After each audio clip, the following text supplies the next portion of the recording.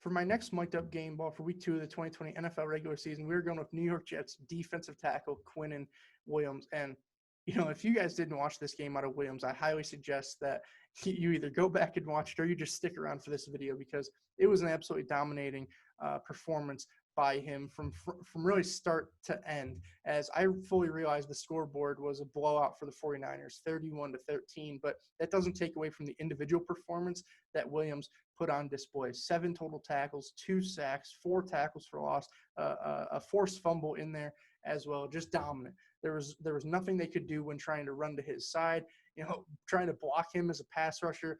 He was eating guys up all day. It was just an incredibly dominant performance, and despite that Jets loss, he's gonna receive a game ball, and hopefully by the end of this video, you understand why.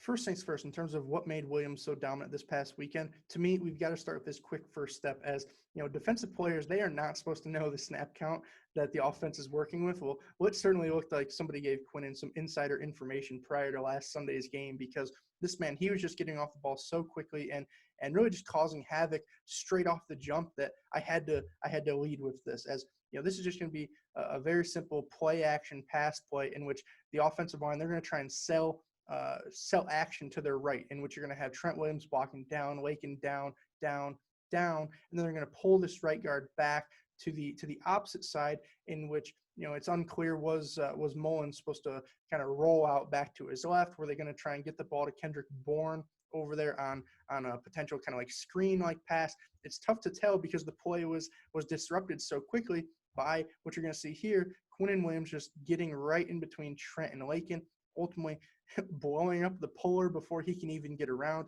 and ultimately bringing down Nick Mullins for a massive sack. Just phenomenal stuff there, in which I don't even necessarily know what you want to call that. That's negative 11 yards on that play. That's a forced fumble. That's just dominance, right? I don't know what else there is to say about that.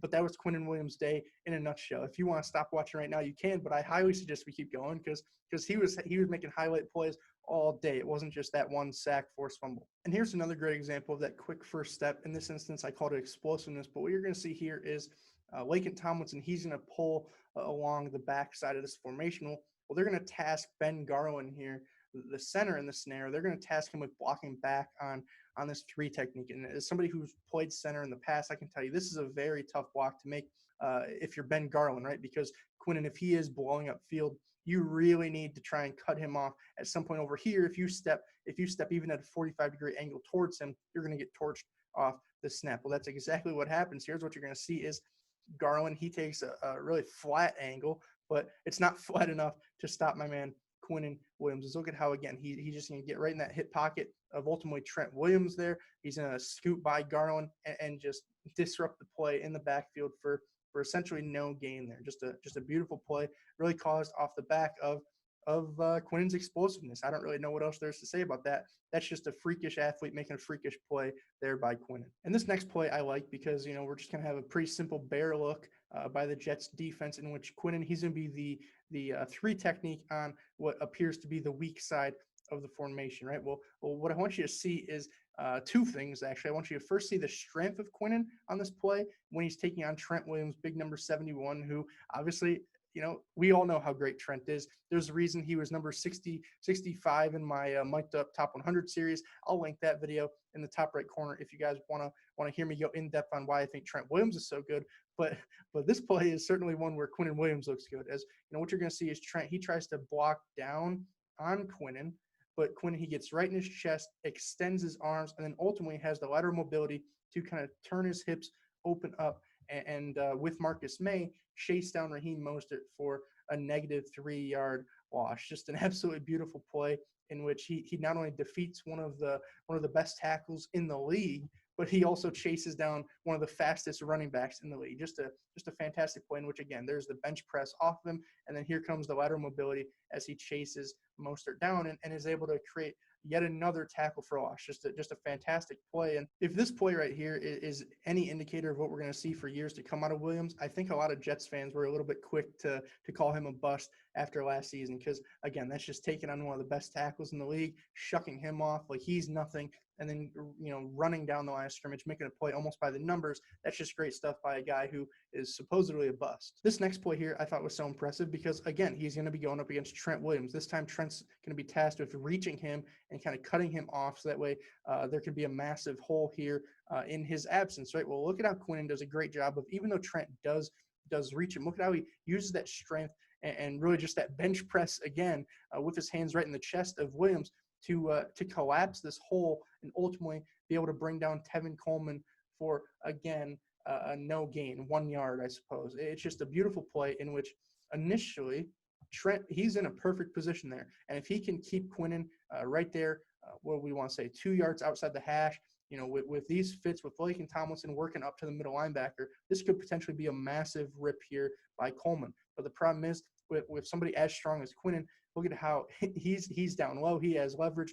He's not going to be just displaced from his gap as Trent wants him to. And as a result, he collapses that gap that we just saw opening up. He completely collapses it, makes it so that Kyle Juszczyk can barely get through there, can barely fit himself. And then he's going to, on top of that, shed and make the play. It's just a great example of, even though he wasn't in the best position off the snap, he was able to get there simply due to the absolute freakish strength that he exhibited. Don't think for a second, though, that all of Williams' success this past weekend came off the back of his kind of raw athleticism and just strength, right?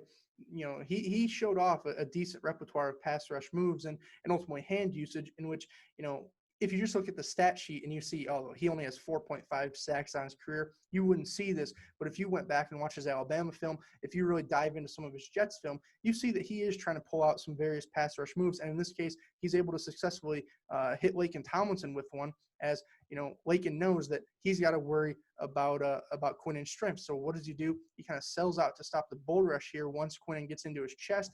And then as a result, he's got all of his weight kind of leaning forward. What does Quinnen do? He's going to hit him with a very nice push-pull move in which he almost dumps Laken on his face and then is able to bend the edge a little bit per se and bring down Jimmy G for an 8-yard sack. Just a really nice play in which, hey, if you're going to just keep beating a guy with a bull rush over and over and over, he's going to have to try and counter that. Well, here's Quinnen countering the counter with a nice little push-pull move to bring down Jimmy G for the sack on third down. Just a great play to kind of flip the field, put your offense in good field position. And, even though it's the Jets and we know they're probably not going to score, it's still nice to see these types of plays out of Quinnen.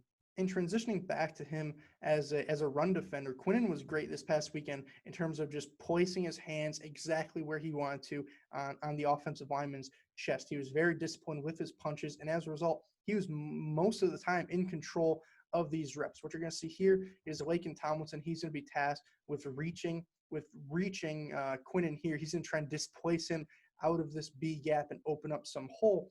Well, look at how Quinnen, he gets that left arm right in the sternum, essentially, of Laken. He stands him up. He's got this high backside shoulder in which that's not a good position for an offensive lineman to be in. And then what are we going to see? We're going to see Quinnen, again, show off that strength, bench press Laken off of him, show off that lateral mobility that we've seen, and ultimately go make yet another play, this time for -2 yards. Just absolutely great stuff by Quinnen, primarily the result of just that disciplined punch and hand placement that he shows, getting those heavy mitts right in the chest of Laken Tomlinson. Great stuff.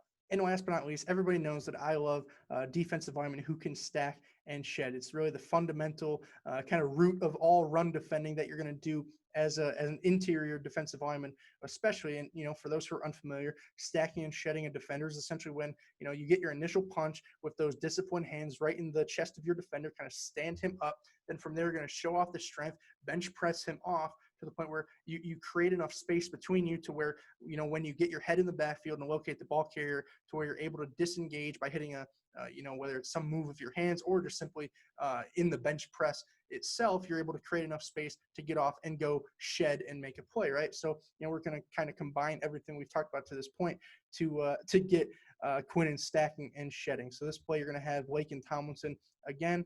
He's going to be trying to reach Quinnen, try and displace him out of let's play it back for a second, try and displace him out of that A gap as that kind of weak side, backside one tech. Well, initially he's in a good position. That's actually a very solid spot for Laken Tomlinson to be. He beat him to that spot. Quinnen didn't have the best jump off the ball, but what you're going to see is, again, look at that disciplined hand placement right there. It's tough to tell, but it's right in Laken's sternum. So what happens as a result? He's able to, as you can see, he's getting extension with those arms. He's starting to bench press Laken off him. As you know, what you're going to notice with his head is see how he is right around here. Actually, he's looking in the backfield trying to find, hey, where is Tevin Coleman going?